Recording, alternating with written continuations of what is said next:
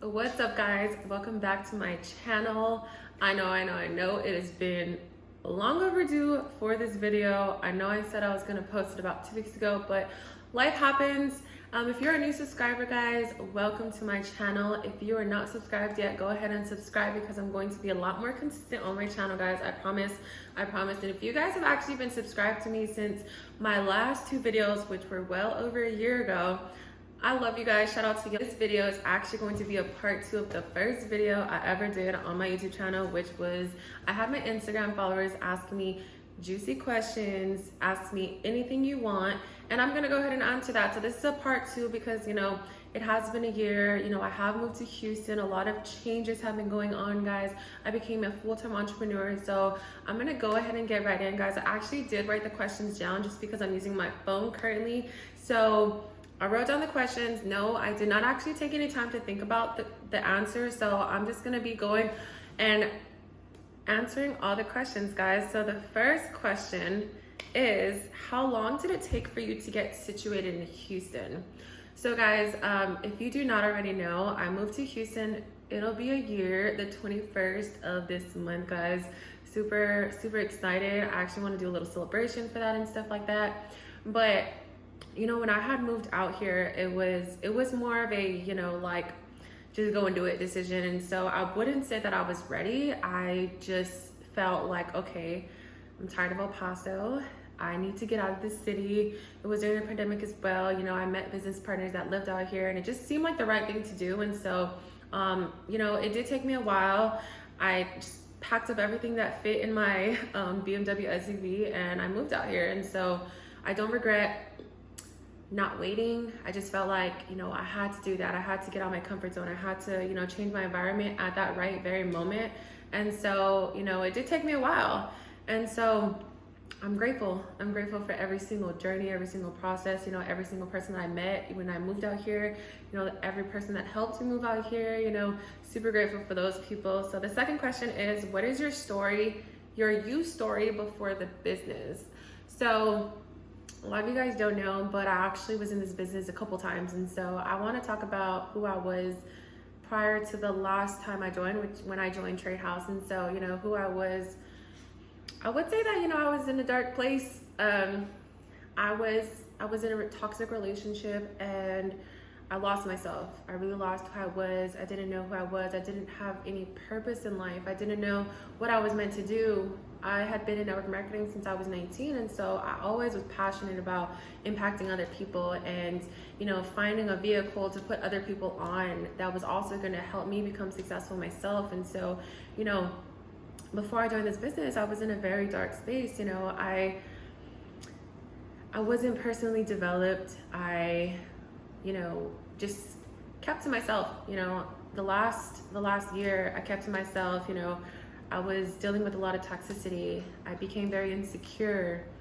I wasn't working out as much, and so I just really settled with my current situation at that time. And so I was bartending, of course. I would bartend during the day. I would get drunk and I would be too drunk to do anything else. I'd go home. I wouldn't even work out. I would eat unhealthy. I really didn't have any self-love for myself. So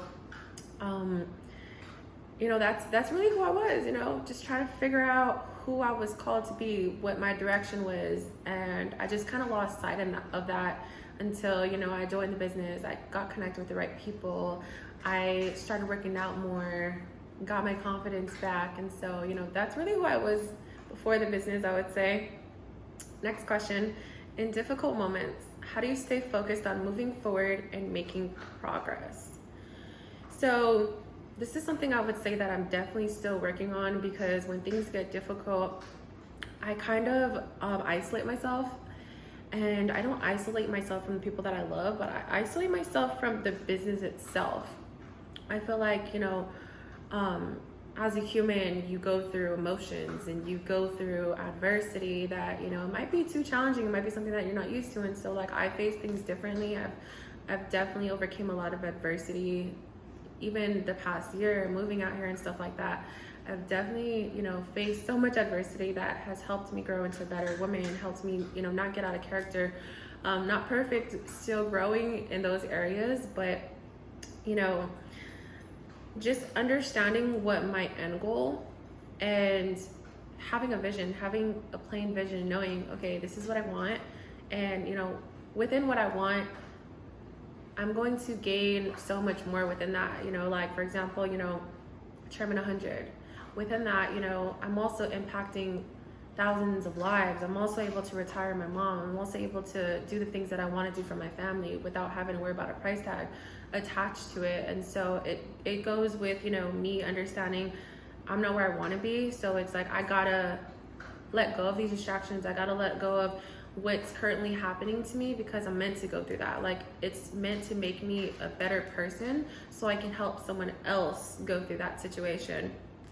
So how do you generate new ideas for your business? I honestly don't believe in the term self-made. I feel like every single person has, you know, been inspired or learned something or taken something from someone that, you know, inspired them to have their idea, or, you know, someone that they saw or someone that they learned from or something that they went through helped them think of that idea or help them become that person or help them have this new idea. And so like my ideas really come from, you know, the people that I'm inspired by, chairwomen, you know, I'm not really into celebrities and stuff like that, but like YouTubers, of course, but it's like me seeing, you know, the lifestyle that someone has, and I'm just like, okay, I could do this.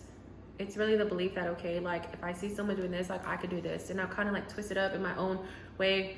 I know I kind of said this in my last video, I believe, but I'm left-handed, and left-handers actually have creativity. So, you know, even when it came to me becoming a graphic designer, making flyers and stuff like that, like I just saw it as, you know, another source of income. Instead of me paying someone to do this, I'd rather, you know, learn the skill set so I can get paid, turn it into business. And so, you know, I started off trash, like I sucked at making flyers, but consistency, like consistently doing different things, consistently like growing my mind and finding new ideas, just seeing inspiration and stuff like that has helped me, you know, get a better creativity. I said I was gonna write all the questions down that you guys asked. So it's funny because I actually know like who asked some of these questions. My girl said, why are you such a baddie? And so I feel like as a woman, I know I'm gonna get deep with this. I might get deep with a lot of my questions, but you know, as a baddie, like you're a confident woman. And so I want to talk a little bit about confidence. Why am I a baddie? Because I'm very confident in who I am. And so that took a lot of time to develop. Like I had to understand, like, okay, you know, God made me this way. I have to love my flaws, love my imperfections, love, you know, who I am at this current state, and just strive to become better. Just strive to not even look better from my self-image, but just to become better internally. And so being a baddie isn't even just like the way you look on their outer, but just how you carry yourself. Like if you walk that walk, you talk that talk, like just, you know, keeping your head up high around people. Like I've had people tell me like, you even walk so confident, and that's just something that I had to develop was, you know, being confident, loving myself in every single, you know, in every single part of my life.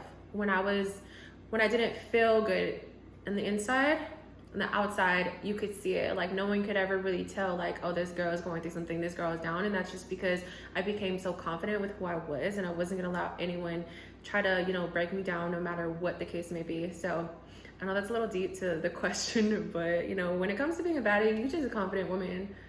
So knowing what you know now, what would you have done differently when you first started? So like I said, I did join the business more than once. And so when I had first started, I kind of don't really remember it. I feel like I have bad memory, but like I don't really remember it. But I would say, you know, the way I could answer this question is, you know, what I did do differently was that, you know, when I had joined Trade House, it was during the pandemic. So, you know, El Paso was shut down. I couldn't do anything. So I would say, you know, definitely like lock in, like have no distractions, lock in, wake up early, get uncomfortable. Like I woke up at like 6 o'clock every morning. Like I wanted to wake up, went to bed at like 4 o'clock, hardly sit, took a couple of naps in between the day, but it was just like constant.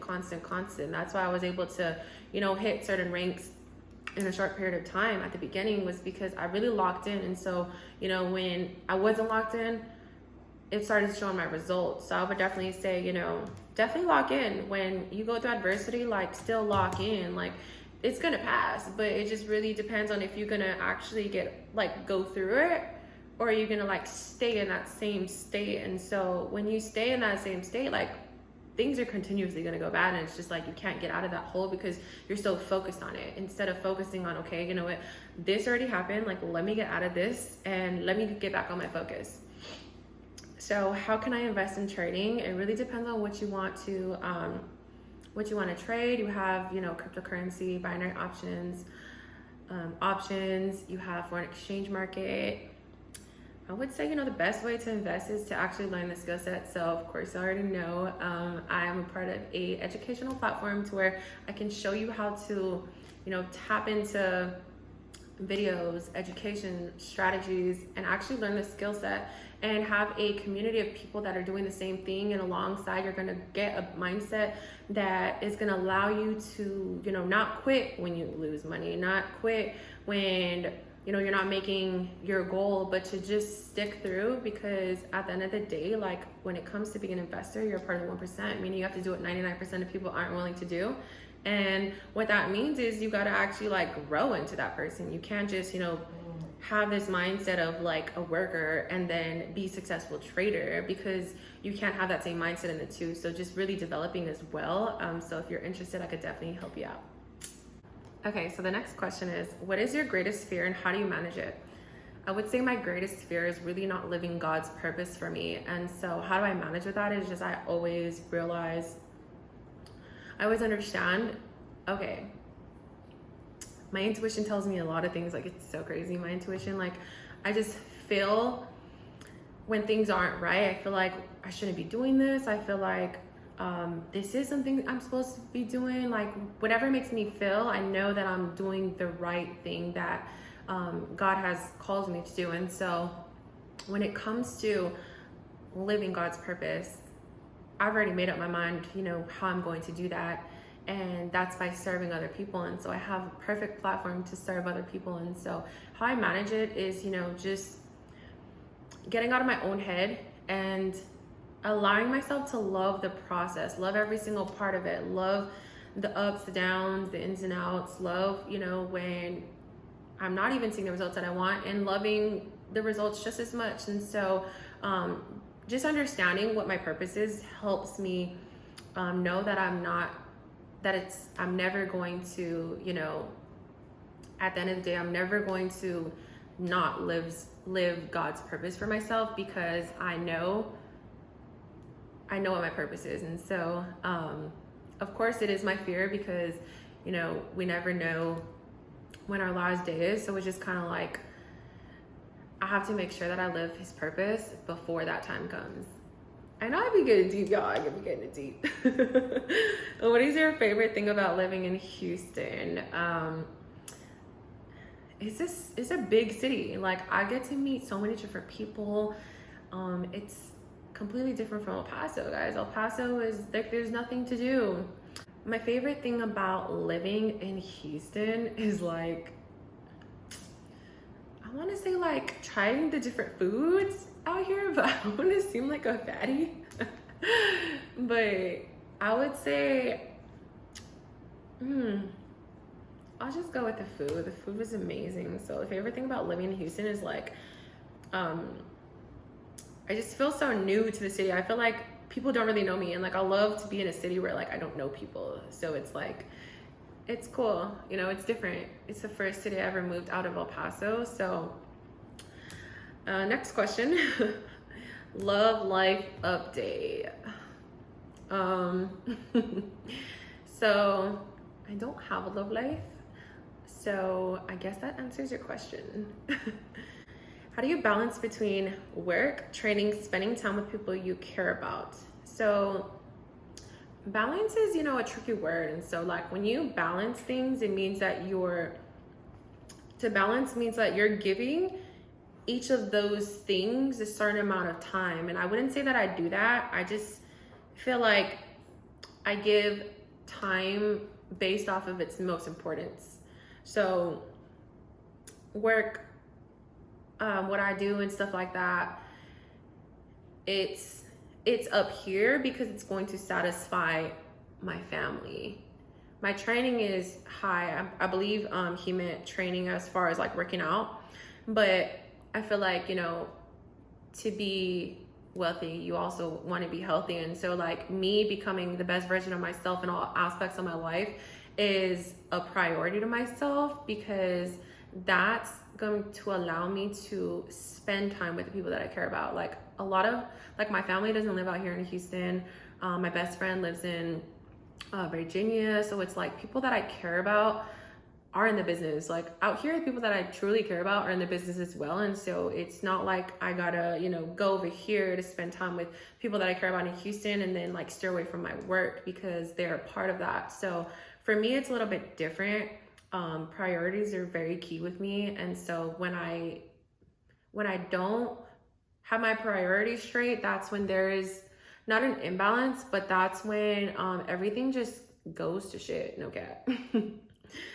So what is the science on your name tag of the real Novocaine?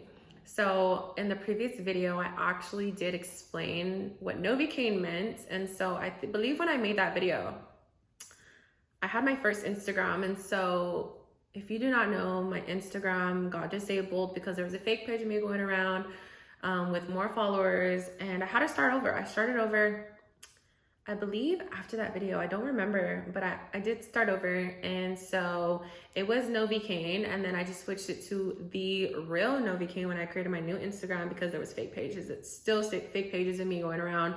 And so Novocaine, of course, Frank Ocean, Numb the Pain. You know, I just numb the pain. It's self-explanatory.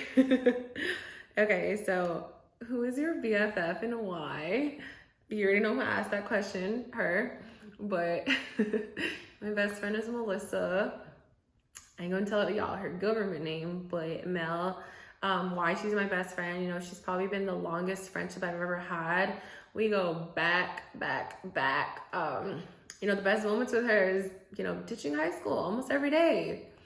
And hopefully my parents don't watch this because they probably don't know that, but you know, we ditched high school a lot. I actually like barely graduated, but you know, she's someone that, you know, aside from that, but she's someone that, you know, there would be moments where we wouldn't speak every day, or we wouldn't speak for months. And so it's like when we would talk again, it was like we never had any missed time. And so now it's like we talk every day. And so like she's just someone that really understands me, accepts me for who I am, even though we're kind of different when it comes to a lot of things, but I feel like it balances us out. Like things that I believe in, especially when it comes to like relationships and stuff like that, like it's kind of different in a sense. And so like, I don't know, it's just like we're like the best of friends, and I love our friendship. I love our relationship. Like it's just like what I wanted from a friend is everything I get from her, and I'm just like, I love you, Mel.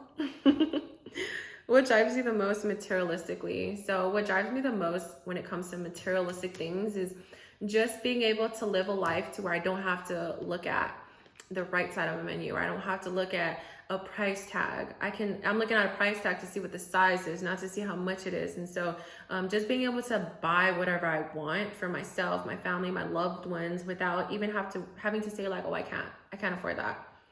No, honey, you can't get that. Like that's what drives me, is to be able to, you know, if my future kids, if they want something and they're being good, like I don't have to worry about, oh, it's $500. Like, I don't know what would be $500 for a kid, but I'm just hypothetically speaking, like I can just get it. I don't have to worry about, oh, well, next paycheck, or I don't have it right now. Like that's really what drives me materialistically. What do you look for in a man? Okay. So what do I look for in a man? It's funny because I've been asked that question before.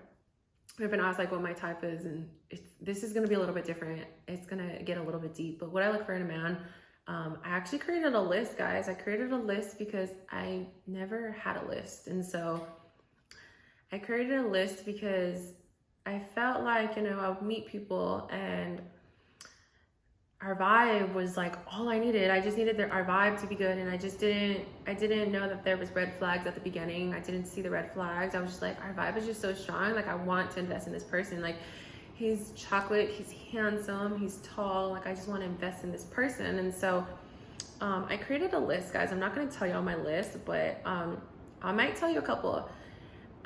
What I look for in a man is that his inner matches his outer. I mean, you know, he's a beautiful person internally. You know, he's sweet, he's kind, and, you know, I don't have to, like, I feel safe around him. I don't have to second guess him. You know, someone that brings peace, not takes it away from me. Someone that doesn't allow me to get distracted, but makes sure that I focus on my goals even stronger. What else I look for in a man? You know, it's really the internal, honestly, because the outer is not always going to be the way it looks when you first meet that person. And so the internal person, like how he speaks to me, even when things get tough, how he still remains calm. And so I don't really look for too much. You know, I'm not that type of person to where you gotta spoil me every single week. Like, you gotta take me shopping, you gotta send me money. Like, I'm not really like that. Like, I'm just like, I just want someone that who's, you know, inner self matches his outer, honestly. Like, just transparent, genuine, vulnerable. You know, that's still an alpha male, but with me, he can, you know, really speak to me about things that he goes through, doesn't hide it and stuff like that. So that's what I look for in a man. Once you reach the top, what's your next move? So I feel like the top can be like many things. Like, once you reach the top of what? Like, this business, the top, or, you know, I feel like once you reach the top, there's always another high. Like, there's always a high. Like, there's a higher high. If you in trading, you know, like, there's always a higher high. And so, you know, let's say Chairman 10. Would you consider that the top? To a lot of people, 5 figures a month is the top. Like, if you make 6 figures a year, like, you made it. And so I feel like, the top is, you know, 6 figures a month. And so once I get there, what would be next is help other people get there, give back, truly live life the way I was supposed to live it. And so there's never a stop point, but there's always, you know, a next level. So what's your chairwoman date? I knew he was gonna ask me this question. So like I said, you know, I'm human and life happens. You know, chairwoman date is in 90 days, definitely before 2021, guys. 2021 is over. And so just gotta lock in, focus. But chairwoman date, I don't have an exact date, but it's 90-day run for me right now. Would you ever consider long distance relationships? If so, how would you manage it? So it's weird to say this, but I actually like long distance relationships because it allows me to like only see this person for X amount of days, and it's like, okay, back to the grind. Because I feel like, you know, if I'm dating someone that lives in the same city as me, I'm not like clingy, or I might be, but like I always want to see them. I'm like, okay, what are you doing? Like, I always want to see them. And so when a person lives in a different state or like a different city, it allows me to like not see them and then like look forward to it. I feel like people get comfortable when they're in the same city and they see each other every day, and it's just like, I want you to miss me. So I don't mind long distance relationships at all. Like, I need my man to miss me. Like, even if you live in the same city, like, space is very important. So it's like, okay, I'm not gonna see you for 2 days, but you better miss me, like, and come see me in like 3 days. So yeah, I don't have any issue with like long distance relationships, depending on where it's at. So it's like, if you live in a whole different country, it's a hell no for me. If you live like, okay, I live in Texas and you live like in New York, I'm just like, probably not. If you live in Cali, maybe, because I love Cali. So it just really depends on where it's at, who the person is, what he does. Like, is he allowed to travel? Because some people, you know, you probably can't even travel. So it's like, I might see you once a month. I cannot do that once in a month. BS, I'm sorry, I cannot. Like, I just can't.